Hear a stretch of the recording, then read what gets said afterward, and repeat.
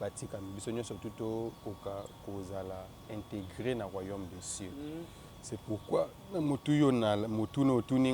la question posée par rapport à fidèle internaute au Balandi, vie précédentes émissions, tout ça là, pour la clarification ou doit porter éclairage ou lumière na bana nzambe fidèle nzambe partout dans le monde entier, quand et comment recevoir le Saint-Esprit.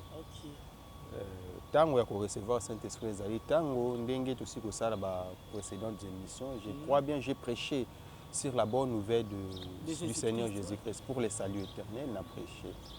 Déjà, tant au motoyoki, au tuni mituna, et que vous allez convaincu, que mon centre sungiyo, de nasima de na procédure elandi. Donc, ndenge na koyi kolobana bana na nzambe, c'est-à-dire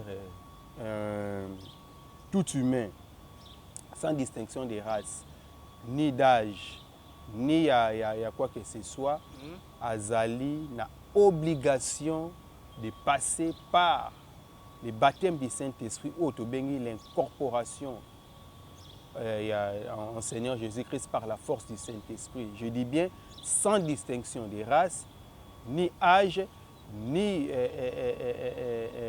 makambona nyo surtout, mais seulement na moto nyo surtout à croire na liloba oyo ayoki na croire na Seigneur Jésus-Christ. Donc azali na obligation ya passer na baptême ya Saint-Esprit ou l'incorporation au Seigneur Jésus-Christ pour qu'il bénéficie de la force du Saint-Esprit ou que ça en sorte qu'il a hérité le royaume de Dieu, c'est-à-dire à côté na bokonzi ya nzambe ya likolo. Donc rekotanga bongo bel et bien na livre ya Luc chapitre 2 verset 21 bat baza kotanga ba kotala ce qui totangi na acte des apôtres chapitre 2 verset 38 à 39 bakomona makambo yo ezali wana ou soit na kokinga moko kotangela bango yango na rapidement acte des apôtres 2 38 à 39 ce qui est lobi na biso nini. Acte des apôtres 2 38 à 39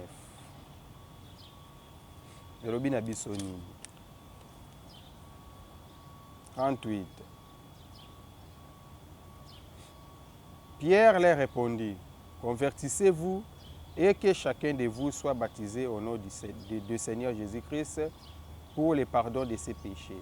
Vous recevez alors les dons du Saint-Esprit. 39 Car la promesse est pour vous, pour vos enfants et pour tous ceux qui sont loin, aussi nombreux que le Seigneur notre Dieu les appellera. Donc équipé, acheter, sexter, raster, moutounio surtout, oyo à croire que le Seigneur Jésus-Christ azali mobi qui sinabiso, il a l'obligation de passer par le baptême du Saint-Esprit pour qu'à bénéficier de la force du Saint-Esprit ou que ça la sorte qu'il a hérité le royaume des cieux. Merci beaucoup. Très chers téléspectateurs, je trouve que Zali parmi les questions la capacité de transmettre le Saint-Esprit à celui qui n'en a pas. C'est-à-dire un envoyé de Dieu, des représentants na ye. Yende mutazali na capacité, yende mutazali na makoki wana ya transmettre pouvoir wana ya Saint-Esprit parce que yazali na yango na moto oyo azana yango. Ce qui totangi bongo na Jean 20 22 à 23 bokomo na yango lolenge nini Seigneur Jésus-Christ asalaki yango vis-à-vis ya ba apostolo na ye. Après avoir il souffla sur eux. Pour souffler, on a soufflé, c'est-à-dire incorporer Bango en Seigneur Jésus-Christ par la force du Saint-Esprit. C'est en ce moment-là, qui baptême ya molimo santo. Ce n'était plus encore question d'eau parce qu'en ces temps si précis, après la résurrection du Seigneur Jésus-Christ, le baptême d'eau n'a plus d'importance. Montonio se doit continuer comme Matunamai et Zanangokaka Libungi ya Pamba. Parce que quand Jésus-Christ était encore sur cette terre des hommes, ce baptême n'a continué. Mais après sa résurrection, c'est qu'une acte 1,5, Jean baptisé d'eau, vous dans peu de jours, vous serez baptisé du Saint-Esprit. Yemoko na Jean 20, 22 à 23. Il souffla sur recevez le Saint-Esprit. C'est ça le baptême du Saint-Esprit. C'est ça l'incorporation en Seigneur Jésus-Christ par la force du Saint-Esprit. Nde natango wana apostolo baye kozwa nguya elimo santu nde na ntango wana bapostolo bazwaki baptême ya Saint-Esprit na Seigneur Jésus-Christ. C'est le Seigneur Jésus qui en possédait. Vous voyez, tellement qu'ici, sur cette terre des hommes, il était un envoyé de Dieu. C'est lui qui possédait la possibilité. C'est lui qui a transmis ces pouvoirs-là. C'est lui qui a transmis le Saint-Esprit au Yazalaki na yango. Et pas l'apostole no bazaki na yango. Il souffla sur eux. Il leur dit, recevez le Saint-Esprit. Vous avoir soufflé sur eux. Alobi na bazwa elimo santo. C'est-à-dire yende à transmettre bango yango. Mais azaki na qualité ni temps azaki sur cette terre des hommes. Jésus-Christ sur cette terre des hommes avait la qualité d'un envoyé de Dieu parce que azalaki na mission oyo nzamba pesaka ko sa na mokili. Vous voyez, donc c'est un envoyé de Dieu qui en a la qualité, la possibilité de transmettre le Saint-Esprit à celui qui n'en avait pas. Ndengo tuninga motuna pona bato bazali partout dans le monde entier comment ba kosala pour que ba bénéficier na Saint-Esprit. Bato bazali, il suffit de croire na mateya oyo. Ondimi et salamaki ndenge ton Paul Pierre a kendaki pas Corneille dans Actes des Apôtres, sur le chapitre 10, verset 42 à 44. Asaki bangouni. Tant azoteya bango bonne nouvelle ya Seigneur Jésus-Christ. Tant azoteya bango ndenga nazoteya siko awa. Tant bango bandimi Corneille na bato so bazaki pa na bandimi ba croire na maloba ya Pierre directement Saint-Esprit wana et quitter le bon parce que Pierre déjà possédait la puissance du Saint-Esprit. Pierre avait le Saint-Esprit. Rien qu'en parlant, Yakoloba, à transmettre directement d'office Saint-Esprit et quitter le baron la force ya maloba naye, les barons nyos bazaki on bakoma qui incorporer Jésus-Christ, comme qu'on parlait en langue par rapport ya ndenge Pierre azalaki na bango. Pour ceux qui zaki bongoté, et ce n'était pas nécessaire aussi que Pierre ne devait pas venir parce que déjà ange tango Nzamba atindi ange pas Corneille à Sambé. Pour que éclairer c'est-à-dire on le dit que bien que Jésus-Christ a été baptisé d'eau par Jean-Baptiste, c'est-à-dire que baptême oye azwaki ezalaki l'air azalaki na nase ya mokili awa. Donc après résurrection na ye. Mais oui. Telemitaki ba makambo oyo ezalaki ke no to baptiser bato na mai boye boye. Nyoso ane telemitaki ka au même moment ya résurrection. Yemoko Seigneur Jésus-Christ tout en état ici sur cette terre des hommes atkai ko boya baptême à Jean-Baptiste était. Prévani yemoko ayaki vers Jean-Baptiste. Tant Jean moni. Abini voici l'agneau de Dieu qui ôte les péchés du monde. Or déjà to yebi malamu ke le baptême de Jean-Baptiste avait pour rôle de quoi? La rémission des péchés. Bato bazo bolimbi si amasu po ba yamba Yesu Christ mwana nzambe. Baza la repoyo tout beli masumu na yo badindi so na mai pour que ces lembo ya komi opmi petoli. Mais Jésus-Christ a envoyé déjà et pas j'entends Jean moni obine était yo mo continuer Seigneur sa nini au baptisé na Jésus habité tika et s'accomplit ndenge makomi et lobi. OK. Nde aye. Oh déjà tu dis que baptême à Jean-Baptiste zaki pona ko tubela masumu. Jésus-Christ Jean-Baptiste amoni obi voici l'agneau de Dieu qui ôte les péchés du monde. Muto zo la masumu batu yema ko za na lisumu. Eza na lisumu te ya zaki le saint de Dieu. Il n'avait pas aussi autant où il y a pas Jean est-ce qu'il y a qui pas confesser masumu non. C'était pour ndenge totangaki na mokanda ya Jean chapitre 1 verset 29 à 34. C'était la simple représentation du Seigneur Jésus-Christ. Ndenge Jean lobaki na Matthieu 3:11. Moi je vous baptise d'eau mais Jésus vous baptisera du Saint-Esprit. Plus question d'eau. Hier baptême nous na maïté. Na Eli Mosan Jean et mukolo baptême ya mai. Oyo batuti lelo baza ko s'accrocher na. Yemoka lobaki ya. Et puis tant Jésus a yé, c'était pas Jean na mai, c'était pour à présenter ba Israélites que ngai awa na badimi na mai ta mutu na ebisaki bino akobadie na Saint-Esprit, c'était le Seigneur Jésus-Christ. Mais tout en étant sur cette terre des hommes, Jésus-Christ a boyaki baptême. Les baptêmes là continué. Mais juste tant où Jésus-Christ a couffé la résurrection, tant où il y a sécoui, le baptême d'eau a pris fin. Il y a un bimel apostolo directement dans Acte 1:5 à l'obi, Jean baptisé d'eau, mais vous dans paix des jours vous serez baptisés du Saint-Esprit. La résurrection. N'hésitez pas à liker la vidéo si elle vous plaît et si vous êtes nouveau sur la chaîne, n'oubliez pas de vous abonner et d'activer la notification pour ne rater aucune de nos prochaines vidéos. On commence. Shalom, shalom, shalom peuple de Dieu. Nous sommes déjà là dans votre émission ou espace parole divine au mokolo ya lelo vraiment to zongi lisusu na plateau na biso Congo London TV pour être topé sabino oyo etali bonzambe oyo na yambelaka bino mosali ya nzambe Piaget Ilinga oyo azalaka bongo magistrat de Dieu vivant na église na ye oyo asambelaka mukolo ya lelo pe na ba message pe ba commentaire oyo to recevaki na émission oyo euti koleka epesi ngai toujours posa ete nabenga ye toya kosolola lisusu mpona bana na nzambe oyo batikaki mituna na bango na ba commentaire na émission oyo euti koleka oyo tolobelaki sur le rôle du baptême d'eau et du Saint-Esprit na monaki bato ebele bana nzambe ebele oyo balandaki biso vraiment na émission wana batikelaki biso mituna ebele yango nde lelo toye lisusu pour que toyeba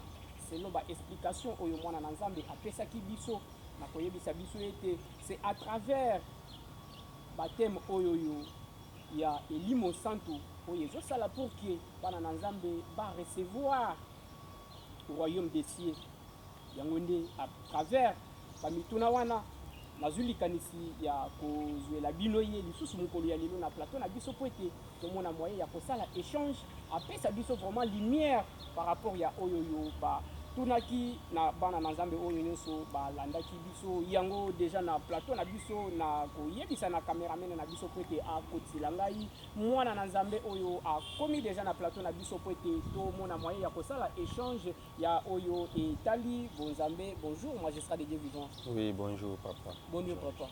Nzambe azosunga na. Merci beaucoup musali ya nzambe na banzi touti kosala émission awa oyo eleki awa na monaki bato ebele batikaki mituna na bango yango nde epesinga posa ete na meka kobenga yo lisusu tosala échange à travers ba question oyo batikelaki biso du mukolo ya lelo na kozala vraiment bref à travers bana na nzambe oyo nyonso balandaki biso omona moyen ya kopesa bango réponse à travers bamituna na bango wana parce que epesi mwa souci ndenge balandaki yo bazalaki na posa ete bazala vraiment convaincu na oyo oyebisaki bango du mukolo ya lelo vraiment na bazi tokosolola sur ce sujet oyo ezali déjà na mesa na biso ya Congo London TV oyo bana na nzambe batunaki quand et comment recevoir le Saint-Esprit à travers ndenge opesaki biso ba explication awa ete mutu oyo ako recevoir le Saint-Esprit azali oyo azui baptême ya elimo santo yango nde bazongi pe basali analyse balobi que quand et comment recevoir le Saint-Esprit. Merci beaucoup.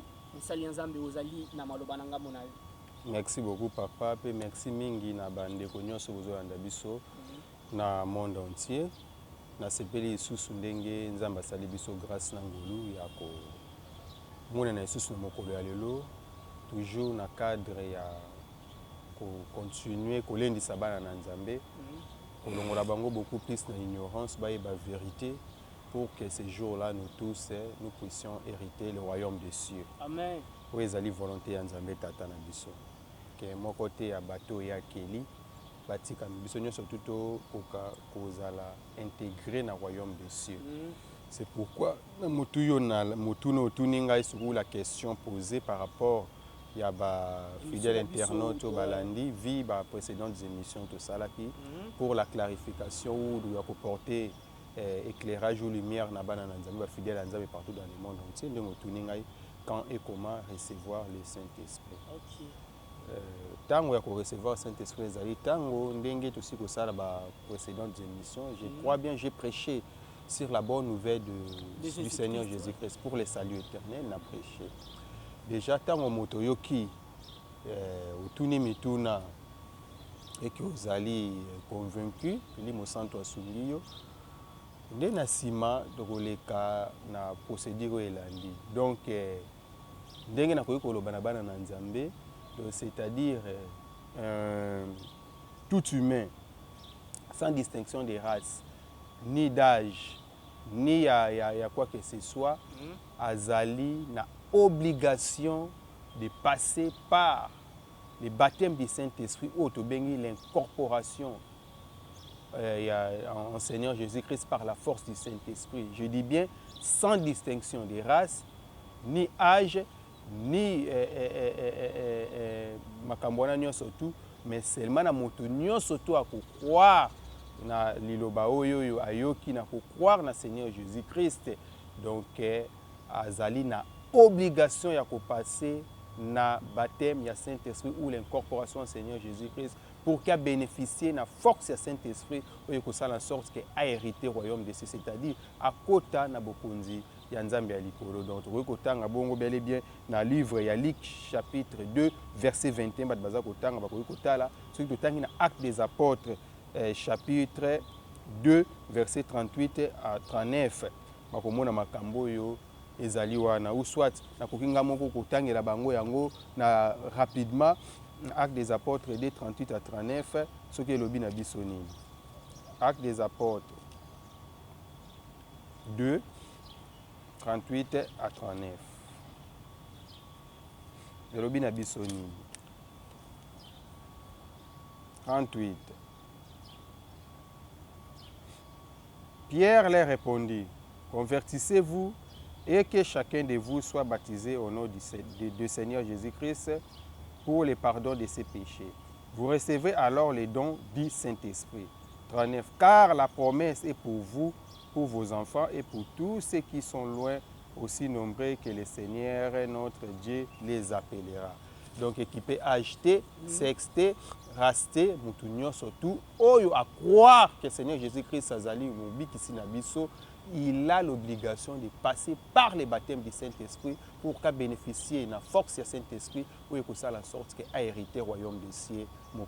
Merci beaucoup. Très chers téléspectateurs, Binonyo Sobozali Kolanda Biso, je trouve que Zali parmi les questions oyo bande kona biso bana na nzambe ba posaki biso na émission oyo et outil koleka pona koyeba rôle du baptême d'eau et du Saint-Esprit ndenge mosali ya nzambe apesaki biso vraiment lumière oyo alobaki na biso ete oyo moto akoki ko recevoir le Saint-Esprit azali oyo azali incorporé du Saint-Esprit yango yebisaki biso bongo mais ba oyo bazali vraiment convaincu te batunaki sikoyo quand et comment recevoir le Saint-Esprit yango ne mosali ya nzambe apesi biso passage biblique et to référence pona ba oyo bakoki kozala na difficulté ya ko comprendre oyo azali koloba parfois ikoki kozala lukuta tozali batu mais référence biblique ezali wana pesaki biso mokanda ya acte pona ba oyo bakoki kotanga pour que bazwa déjà confirmation na mutuna wana oui mosali ya nzambe na banzi ezali parmi ba question oyo yo batunaki biso na bana na nzambe ba oyo balandaki biso na bokebi nyonso. Alors tozali ko continuer toujours na koyeba quand et comment recevoir le Saint-Esprit tozo kitawana pour que to yeba lisusu parce que batu ebele bakoki kozala non seulement ici à Kinshasa la capitale de la République démocratique du Congo ba oyo bazali kolanda yo mais ezali émission oyo ezo kende mokili mobimba moto mususu alandi yo aza vraiment convaincu il est sûr et certain il y a oyo lobby parfois azalaka na ignorance mais atali que non mosali ya nzambe vraiment a convaincre nga na mateya na ye a convaincre nga na ba passage biblique oyo nyonso ayebisi nga mais aza awa na République démocratique du Congo te peu précisément ici à Kinshasa te aza en dehors ya mboka na biso oyo alors par là comment mutu oyo akoki kozala pe incorporé pour que a recevoir Saint-Esprit wana pour que a hérité pe royaume des cieux. Merci. D'abord en premier lieu eloko bato sengeli baye babaza kolanda biso partout. D'abord na motuno botuni lelo quand et comment recevoir le Saint-Esprit. Une question tellement très capitale pour na bato nyonso to bazolanda o baza lelo éclairé ya kolongwa na kati ya ignorance baye ba vraiment qu'est-ce qu'il faut pour en bénéficier la mission salvatrice ya Seigneur Jésus-Christ et puis comment et que ça en sorte que ba hériter royaume des cieux. Okay. D'abord il faut koyeba eloko ya liboso ezali koyeba lolenge nini yango ko salema pe moto nini azali na capacité ya koyebana ko sala ke moto a bénéficier de Saint-Esprit. D'abord sans doute ezali seul un envoyé de Dieu qui en a la qualité, la capacité de transmettre le Saint-Esprit à celui qui n'en a pas. C'est-à-dire un envoyé de Dieu, moto nzambati, des représentants na ye. Yende mutazali na capacité, yende mutazali na makoki wana ya ko transmettre pouvoir wana ya Saint-Esprit parce que yazali na yango na moto oyo azana yango te. Soki totangi bongo na Jean 20 22 à 23 bokomona yango lolenge nini Seigneur Jésus-Christ asalaki yango vis-à-vis ya ba apostolo na ye. Dans Abimaki, après avoir collaboré avec Osilisa, Asalaki, il souffla sur eux. Pour souffler, on a soufflé, c'est-à-dire incorporer Bango en Seigneur Jésus-Christ par la force du Saint-Esprit. C'est en ce moment-là, qui baptême Yamoli Momo Santo. Ce n'était plus encore question d'eau parce qu'en ces temps si précis, après la résurrection du Seigneur Jésus-Christ, le baptême d'eau n'a plus d'importance. Montonio Sotoro continue comme Matunamai, et Zanangokaka Libungi à Pamba. Parce que quand Jésus-Christ était encore sur cette terre des hommes, ce baptême n'a continué. Mais après sa résurrection, c'est qu'une acte 1,5, Jean baptisé d'eau, vous dans peu de jours, vous serez baptisé du Saint-Esprit. Yémoko na Jean 20, 22 à 23, il souffla sur recevez le Saint-Esprit. C'est ça le baptême du Saint-Esprit. C'est ça l'incorporation en Seigneur Jésus-Christ par la force du Saint-Esprit. Nde natango wana apostolo baye kozwa nguya elimo santu nde natango wana apostolo bazwa ki baptême ya Saint-Esprit na Seigneur Jésus-Christ. C'est le Seigneur Jésus-Christ qui en possédé. Vous voyez? Tellement qu'ici, sur cette terre des hommes, il était un envoyé de Dieu. C'est lui qui possédait la possibilité. C'est lui qui a transmis ces pouvoirs-là. C'est lui qui a transmis le Saint-Esprit au Yazalaki na yango. Et pas l'apôtre no bazaki na yango. Il souffla sur eux. Il leur dit, recevez le Saint-Esprit. Vous avoir soufflé sur eux. Alobi na bazwa elimo santo. C'est-à-dire yende à transmettre bango yango. Mais azaki na qualité ni ton azaki sur cette terre des hommes. Jésus-Christ sur cette terre des hommes avait la qualité d'un envoyé de Dieu parce que azalaki na mission oyo nzamba pesa kaya kosala na mokili. Vous voyez donc c'est un envoyé de Dieu qui en a la qualité, la possibilité de transmettre le Saint-Esprit à celui qui en avait pas. Ndengo tuninga motuna pona bato bazali partout dans le monde entier comment ba kosala pour que ba bénéficier na Saint-Esprit. Bato bazali il suffit de croire na mateya oyo. Ondimi et salamaki ndengi ni ton Paul Pierre qui n'est pas corné dans l'acte des apôtres, tout le temps chapitre 10, versets 42 à 44. À ça qui bangouni.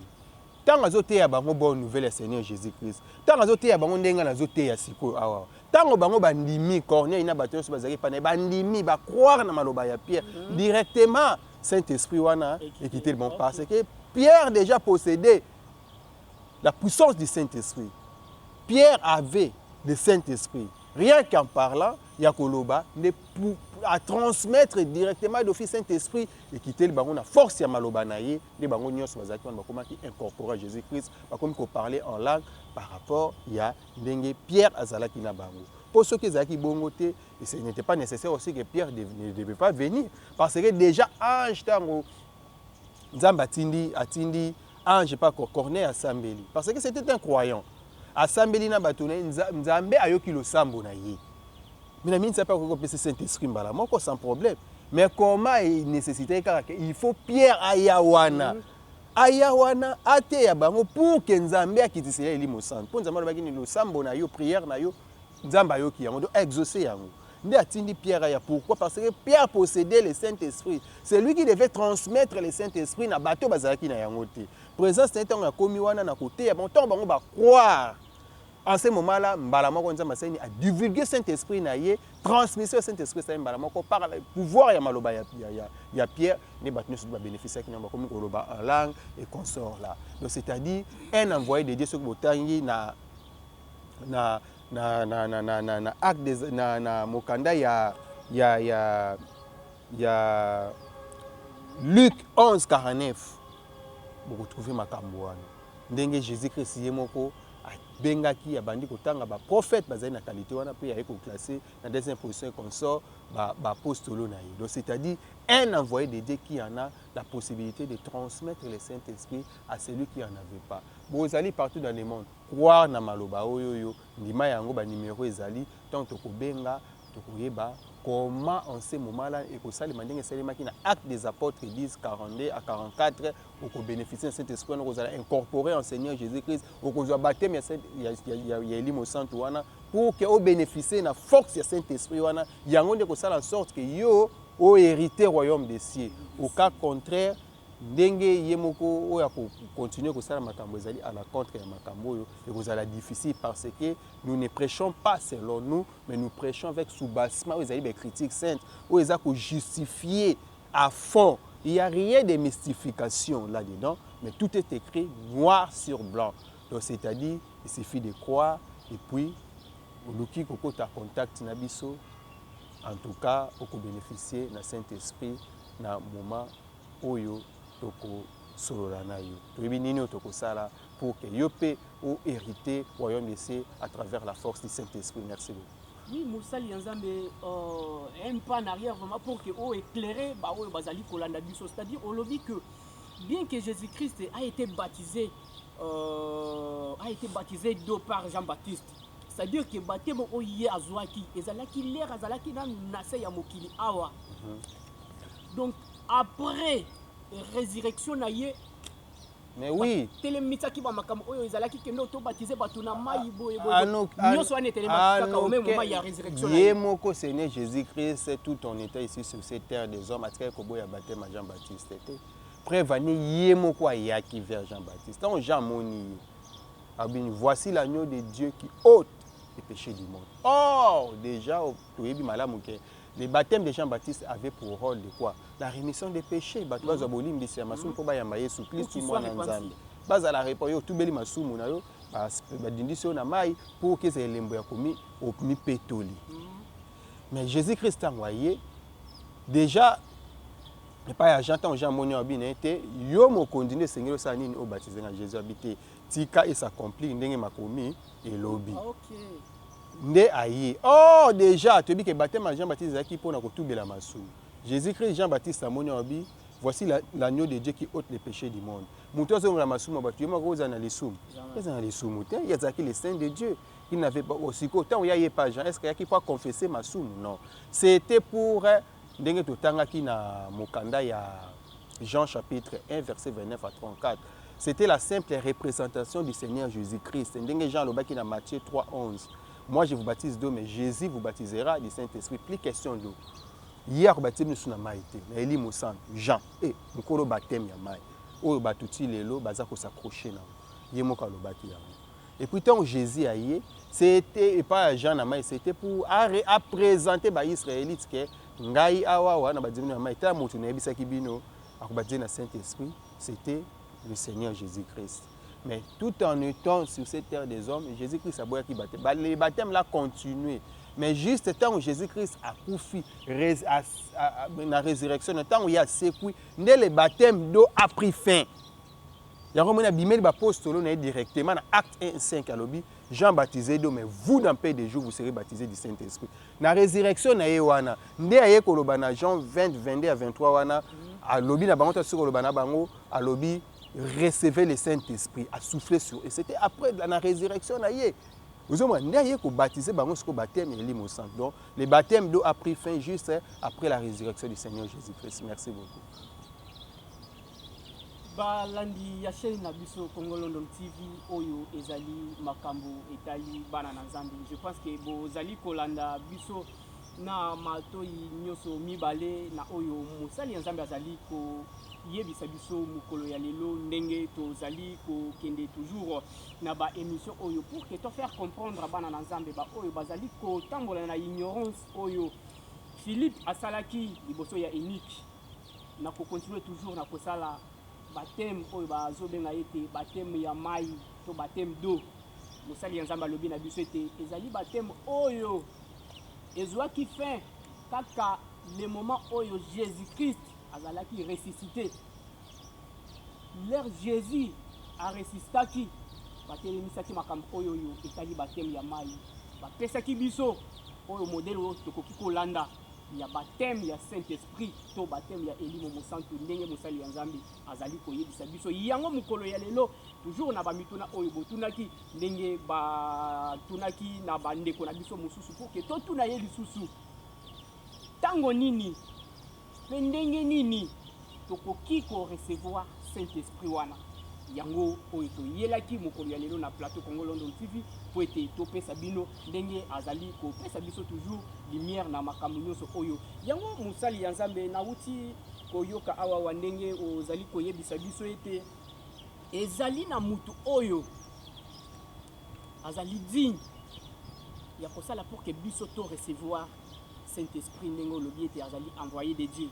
Bon nazoyeba te envoyé de Dieu akoki kozala pasteur, akoki kozala bishop, akoki kozala apôtre, to azali nani vraiment opesa biso lumière pour que toyeba soki akoki kozala pasteur comme ça nga pe déjà na si na recevoir Saint-Esprit wana à travers pasteur nanga oyo na zalaka na ye na kati ya église na biso. Merci beaucoup. Merci beaucoup, Papa Georges. C'est tout un enseignement. Que dans les prochaines émissions, tu vas décortiquer sur la hiérarchie spirituelle. Okay. Bien que beaucoup plus, ignorance, on est là pour porter l'éclairage. Il y a une hiérarchie spirituelle qui existe. Mais la qualité. Il y a incorporer mon Seigneur Jésus-Christ ou il y a baptiser mon baptême Elimo Santu, batanga Luc 11:49. Dengue Jésus-Christ a ça qui classement na ye. Ndé ba ko comprendre. Parce que Jésus-Christ quand il souffla sur les apôtres pour baptiser mon baptême à Saint-Esprit, il avait quelle qualité? C'était un envoyé de Dieu. C'est Dieu qui lui avait envoyé. Il y aura aussi une émission où tu vas décortiquer ma camarade sur la suite où tu vas la bateau. Vraiment à fond, à fond. Important ces émissions pour la bateau misou pour que bateau balongo na ignorance bateau comprendre les écrits de Dieu à fond pour que mon soit dans la possibilité yakobika à hériter plutôt le royaume des cieux. Donc batanga Luc 11:49 ba komona classement Jésus-Christ salaki. C'est l'envoyé de Dieu qui en a la possibilité. Jésus moko tanga zaki tout en étant ici sur cette terre des hommes, azaki na qualité il y a un prophète envoyé de Dieu. À transmettre qui Saint-Esprit, ce que Tangi, dans Jean 20, 22 à 23 pour l'apôtre. Pierre, en arrivant chez Corneille, dans Actes des Apôtres 10, 42 à 44. Par rapport à Pierre, parce que c'était un apôtre de Jésus-Christ qui possédait le Saint-Esprit. Pour que cette transmission-là du Saint-Esprit puisse se faire, il a fallu que Pierre a se rendre dans l'Iewana. Pour Corneille, Azaki Mosantu, croyant, mais Azaki na Saint-Esprit. Mais tant que assemblée penzamba yokaki pour atindela ki ange ba katina ba ke nebenga Pierre, c'est-à-dire nzamba yokaki. OK pour que Saint-Esprit vraiment, mais pourquoi exiger qui toujours que Pierre il faut ayawana parce que c'est une procédure à suivre que tu le veuilles ou que tu le veuilles ou pas, c'est comme ça nzambe yemo ko ndenga sala ka ba principe na ye, tozana droit ya kotuna, c'est-à-dire un envoyé de Dieu qui en a la possibilité de transmettre le Saint-Esprit à celui qui en a pas.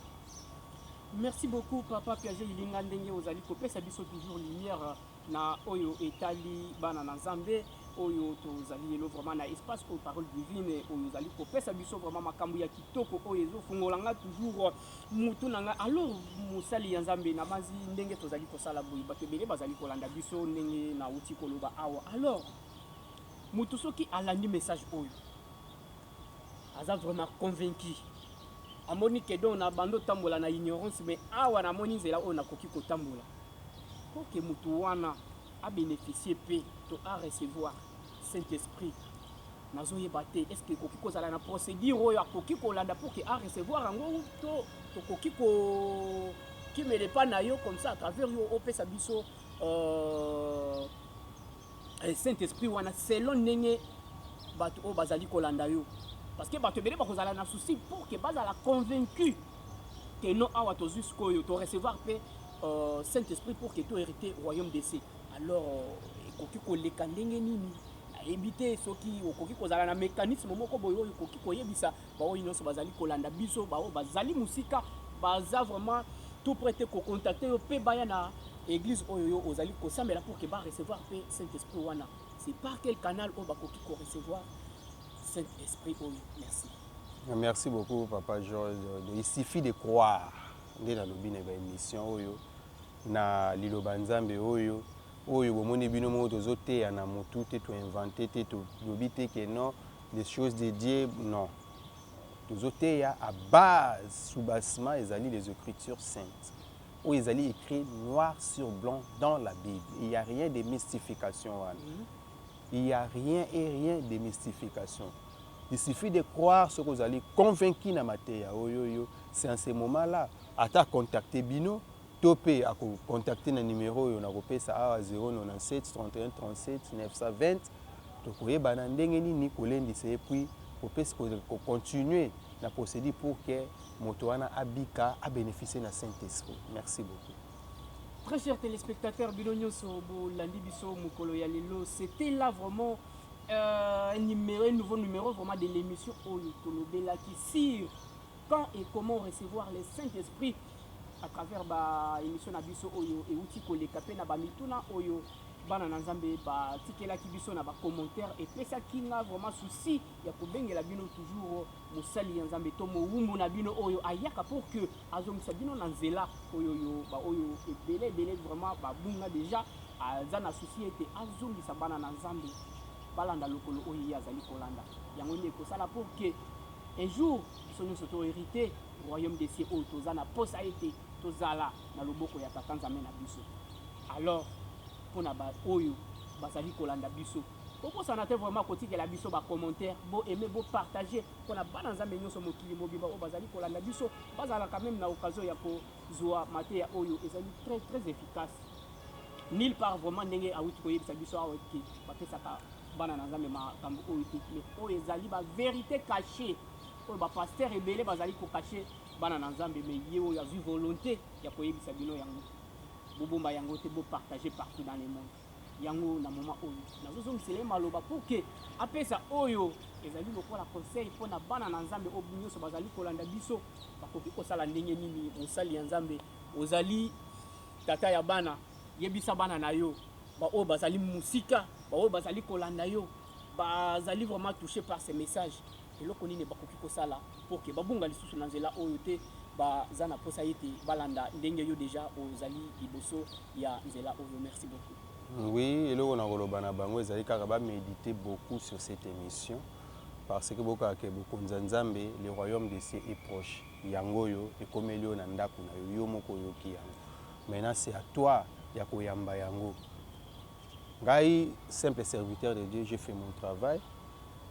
Ba oyo bazali destiné ya Nzambe Saint-Esprit okamba bango ba comprendre la formaté ya oyo ezaloza pasteur ezo évangéliste oyo amoni ka retrouver judiciaire que tout ça l'échange à fond ba numéro ya ngo soit bo contacter na ba coordonnées ya chaîne oyo ya émission parole de vie et puis bango ba koyeba ndenge ni ba ko tia bino en contact na biso l'essentiel pour na biso ezali ke mokili mobimba oyo ebika ata moto moko te atikala na libungi biso nyonso les jours yango peut hériter royaume des cieux car yango anande o toza comme pesa corps âme et esprit pour divulguer bonne nouvelle ya sali éternel to recevoir yango gratuitement biso pe toza ko pesa yango gratuitement. Merci beaucoup. Monsieur Paul Kabea depuis Angola, Esther Kapinga depuis Afrique du Sud, na pesi bino mbote bisika nyoso bozali, Hervé Kalala na bosani yote wana zali auditeur ya Congo London TV Junior Mbui bozali wana bana na Nzambe ba oyo ba lingaka espace parole divine mukolo ya lelo to yela kibino na makambi ya sika pona ba oyo nyoso vraiment ba koki kozala na souci ya ko rejoindre biso ba numéro ezali wana musali ya Nzambe azali toujours disposé ya ko répondre bino na ba mituna nyoso oyo bozali koyana yango papa mbo na bosani bino te mama viti mujinga Nzambe na biso azala na bino mais pona mukolo ya lelo to sukeli awa bosana te toujours ko s'abonner massivement ko aimer partager ba émission nyoso tozali ko sala yango nde ezo sala pour que biso tozala toujours na banda ko na bino kolanda oyo etali bana na Nzambe na biso azala na bino. Bye. N'hésitez pas à liker la vidéo si elle vous plaît et si vous êtes nouveau sur la chaîne, n'oubliez pas de vous abonner et d'activer la notification pour ne rater aucune de nos prochaines vidéos. On commence.